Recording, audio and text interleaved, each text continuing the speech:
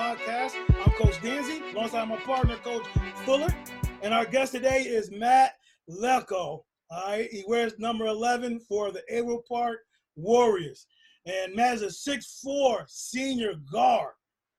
He played really well this year. Every time we came to see him play, he did really well. Now, unfortunately, we don't have a lot of stats on you because, they don't do a lot of the stats. But I do have a few, so I'm going to pick out some of them. And you averaged 11 points. You were 78% from the free throw line, and you knocked down 16 three-pointers. Now, some of those stats might be a little off, but, we'll work through that. If during this interview, you can correct us on anything that I said. All right, as far as accolades this year for Matt was New York State Class A honorable mention, 2019, 2020 Daily Gazette All-Area honorable mention, second team All-Suburban Council, grade division senior all-star. He led Averill Park to a grade division title in the Suburban Council. And Matt, he's also an excellent student. He has a 3.7 GPA with a 13.10 SAT. So this guy here gets it done on the hardwood and in the classroom. True student athlete. His high game this year was 28 points against Boston Spa. Now, Matt, let me ask you your first question, man. What's your earliest memory of picking up a basketball? I don't really know, to be honest with you. I mean, I remember probably grade, going to Saturday camps in Averill Park and just playing with all my friends. And it wasn't anything organized. It was kind of just let the kids run around, get introduced to it. So that would probably be my. So you saying about 5, 6, 7 years old? Probably 7, 8 maybe. Okay, all right, good. Now tell me your first organized team you played on. What's the name of that team? First organized team. It was just Averill Park Capital District team. It was fifth grade, I think. There were 2 teams, so play with the friends that we went to school with, and just kind of condensed as we got older. Yeah. Now, are some of those kids that you play with, and because you are a small town, so are some of those kids you play with during that since 5th grade, or play with you at high school level too as well? All of them. So all the seniors on the Averill Park team this year, we all played since we were in 6th grade together. And breaks in between, but we all ended up back together anyways. Wow, awesome. All right, what would you say is your best game this year? What was your best performance you had this year? Well, stat wise, Boston Spa, but I don't think that was a good game. We didn't play as good as we should have. Mm-hmm. How we played, I would say probably Guilderland the second time we played them. We played them at Guilderland the first time, and they beat us pretty good. And then we played them home, and we was 12, and we just had a great defensive performance and just shut them down. It was a great game. It feels good when you get that revenge factor, you know what I mean? Yeah, of course. It was in front of a sold-out crowd, too. It made it. Wow. Okay. I know the gold mine is definitely be rocking in that gym. Yeah. Our last question before I send it to Coach. You said Boston Spa. I thought that was one of your best games as well. Even though we didn't cover it, you dropped 28 points in that game. And then Zeller, who's going to St. Rose, he dropped 35. So I can imagine what type of contest that was between you and him. You both play guard. So that must have been intense. Tell me a little bit about that how intense that game was. Well, going in, he was on a hot streak. He had scored 30-plus in 3 or 4 straight games. And I knew we have to limit him somewhat. He's going to get his, but we have to limit him as much as we can and slow down everybody else. And I've been playing against him since I was in 6th grade. I remember playing against him, and it's been we've gone up against each other over the years just as we got older and older. And it was fun. At the end of the game, we were talking to each other, and he said, "You can't at least let me shoot 3." And as we were closing it out, I was like, "Nah, man, I can't give you any easy buckets." Just a good game. Yeah, nice banter there, Coach. Yeah, plus you don't want him to wind up having 38 or 41, because that looks a lot differently in the scorebook as well. So I wouldn't give away no free buckets either. Yeah. So what I noticed in your game is that you guys had a lot of relatively good success your junior year. You guys were on fire. You was coming up doing some really nice things. senior year, I kind of expected you to take even more of an assertive role. And I noticed that you really didn't enforce your will a couple, besides that last game we get into a little later, but you really enforced yourself as much as I thought. Do you agree with that sentiment or do you disagree with what I'm saying?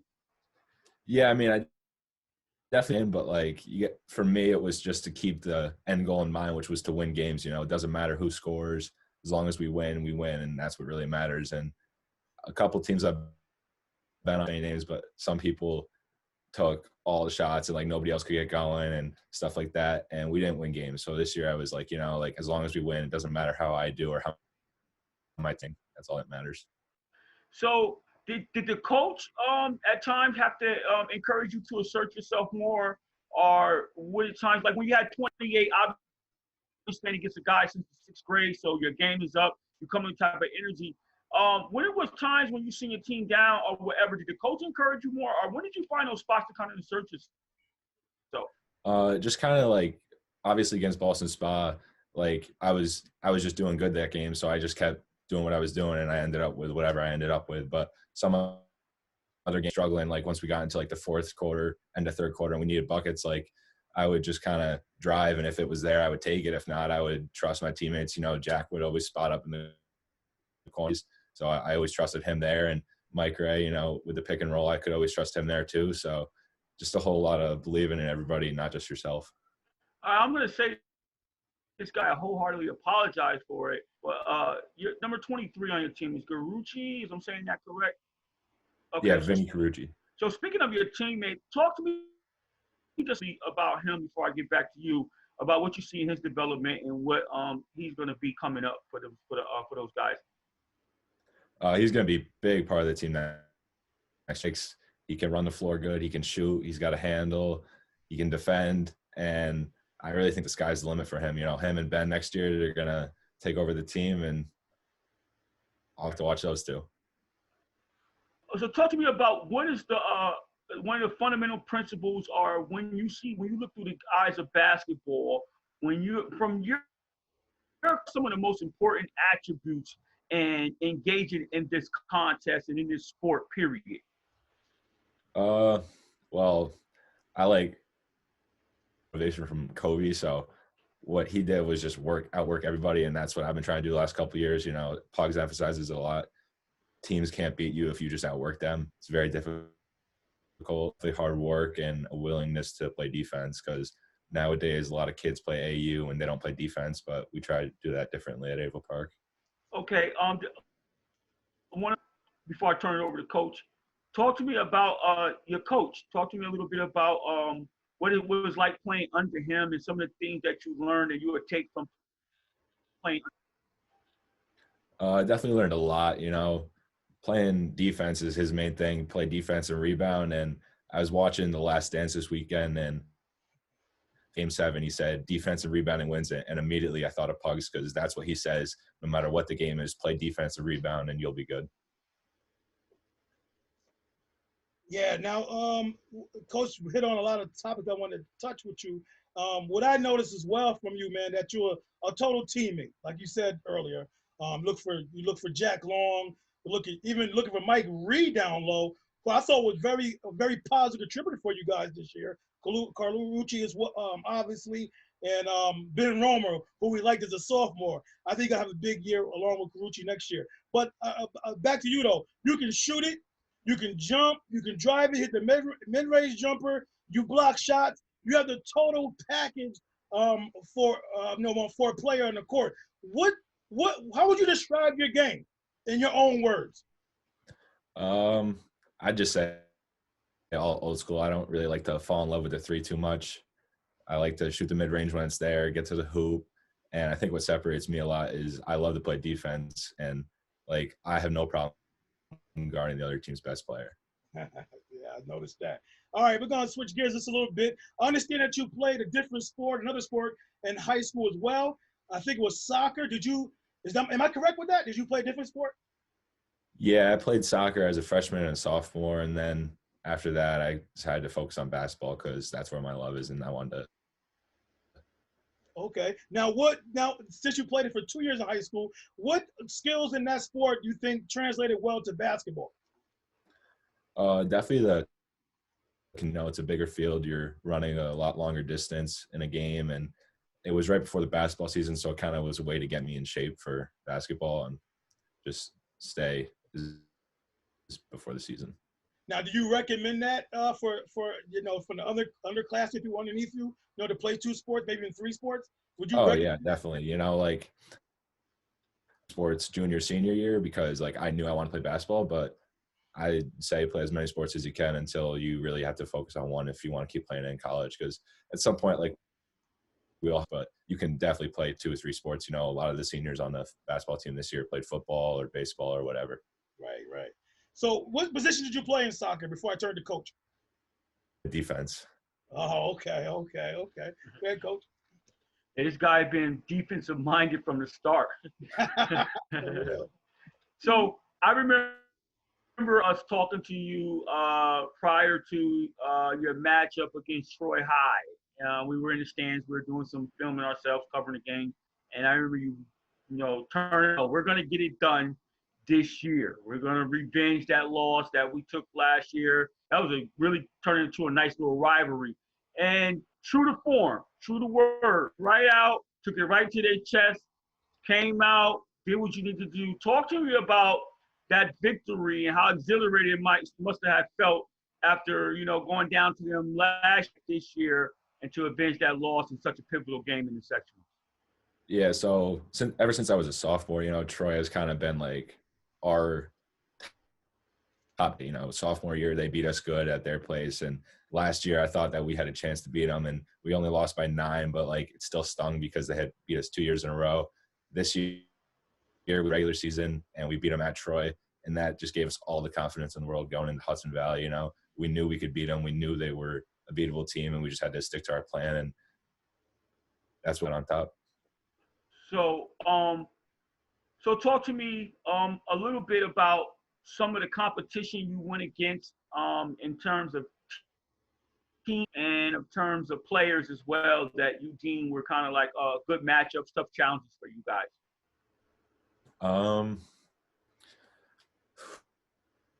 Like I said, is always a good one. Columbia, they're kind of our rival too, just because we're so close to them. Those are always fun games because you always got a good crowd. And then toughest teams, I would say, and because no matter who they have, if they have a star or not, they can all play basketball. They all play the right way. Coach DeZigas does a great job over there, and we always scrimmage them before sectionals because it just gets the teams that know how to play basketball. So, name me some players that you went against that were tough, and tell me some of your faves at the end of that as well. Tough players we go against, Jordan King, he's always active. Always got to keep him off the 3-point last year. This year, I would say St. Lucia from Niski, both of them. Sean is good point guard, very fun when he's down, doesn't turn over, and then Ethan is a shooter. And then favorite player, do you mean in high school or just all around? High school. High school that I've played against? Yeah, I just want to get something, one of the guys. Marcus Shellen over at Colony. I work out with him a lot over the summer at Dags, and it's always fun going up against him. He was trying to talk to line, but I closed it out against him. That was a fun game. All right, Coach. All right. I'm going to ask you, probably my last set of questions, then we're just going to just start asking you all types of different questions. I believe, I'm not too sure, but I think I read it on your Twitter. And I'd like to say thank you for your support. You follow us on Twitter and you follow us on Instagram, and we appreciate that. But I believe I saw you said you're going to St. John Fisher up in Rochester, I believe. Am I correct? In the fall? Yeah. Okay, great. Now, what went into making that decision, playing at St. John Fisher, was a really good Division III school up there? So I played at a camp at Skidmore at the end of last summer going into the fall, and that's why one of the first things he said to me is, we love how you play defense and your ability to block shots. And right off the bat, that's just like speaking my language. A lot of coaches can say, we like you in our offense but a coach that wants me to play defense, that's what I like to do. And then from there, it was just I played with the team too. I went up and played pickup, took a visit, and then I just kind of got to the end of the season, and just that's where I felt at home. In the midst of this time during the COVID virus and all that, let me know how you've been, managing and through this process, and give me some thoughts on that situation. Just trying to like take it as you get better. Like I don't have school, I have all this time, and like gyms might not be open, but you got to find a way to get better, whether it's like running at a track, shooting outside, or just like, you got to find a way to get better. And if you don't, you're going to get left behind when everything opens back up. Now you are an outstanding student, 3.7, 13.10 on SAT. You perform very highly on the basketball court. Tell me, how do you do it? How do you prioritize, or how do you set your schedule to handle demands of both, man? Get some clues to some of the kids that are out there watching right now. Yeah, we want to know how you manage being a terrific student. Oh, well, definitely school comes first. My parents always told me that. Handle your schoolwork, and then you'll always have time for sports or whatever it is you're into. And for me, it was just anybody else would. So like before the season, I would get up and go to the gym before school and work out before school. So I would have time after to do my homework and then work out again. And just finding times when everybody else isn't, because they all think like they don't have time. Go ahead, Coach. Is there a particular subject in high school that you really enjoyed, and what will you pursue when you go into higher education with St. John Fisher? So at Fisher, I'm planning on double majoring in sports management and statistics. And so like a high school that I was into, and sports statistics we have at Eagle Park, that was a good class. So stuff like that. Okay. So speaking of, talk to us a little bit about their contributions to your growth and your development over this course of time in your early on life. Definitely kind of like they introduced me to all the sports. Like I played baseball as a kid. Like growing up, they thought I was going to be playing baseball in high school and college. And when I told them I want to play basketball, they were so whatever I want. They wanted me to do what was best for me. And they always emphasized like work hard and everything will work out in the end. And I think a lot of parents are trying to be coaches nowadays, especially like AAU. They want to dictate how their kid plays on a team or whatever. And they just kind of let me get coached. And I think that was the best thing for me. I think that's about it, Coach. I mean, a fabulous interview. We enjoyed watching you over the years. We've been covering you guys pretty much long as we've been doing these sportscasts for the last 5 years, going on 5 years, and be seeing you guys, the program growth, and your growth, and just seeing how your determination was during the season. Because you started out as a team rough, and you guys fought back and got back into the mix of things. That showed a lot of resilience you were talking about earlier. And, it just showed a lot about you. And I appreciate, how you were just so deserving to come on and willing to do the interview and interviews when we did at the games and everything else. I can wish you luck at the next level. Yeah, thanks for having me. Anytime. Yeah. Thank you. Parting words, I just want to say I applaud the way that you played the game of basketball as well. It was a pleasure to watch you. You was an unselfish player as well. Remind me, Coach probably can help me. Speaking of Bethlehem, he reminds me of the kid I liked it so well from Bethlehem, Coach. What was his name again? Artelli, yeah. It's used to Artelli. Big body, big frame, fits it in, plays well with his teammates, asserts himself when needs to be, ultimate team player. And we appreciate that, and we thank you, and that we want to definitely give light to here on our show. So again, we thanks for you coming on, and we wish you the best of luck in the future. Yeah, thank you. Appreciate it. He always did his best when Umoja 2 was in the building. Great job. Keep it up. That's a fact. The coach used to be like, yo, won't y'all just come to every game and see like when y'all there, we win. Yeah. All right, Daddy. Good luck. You take care in your future and everything else. Yep, thank you.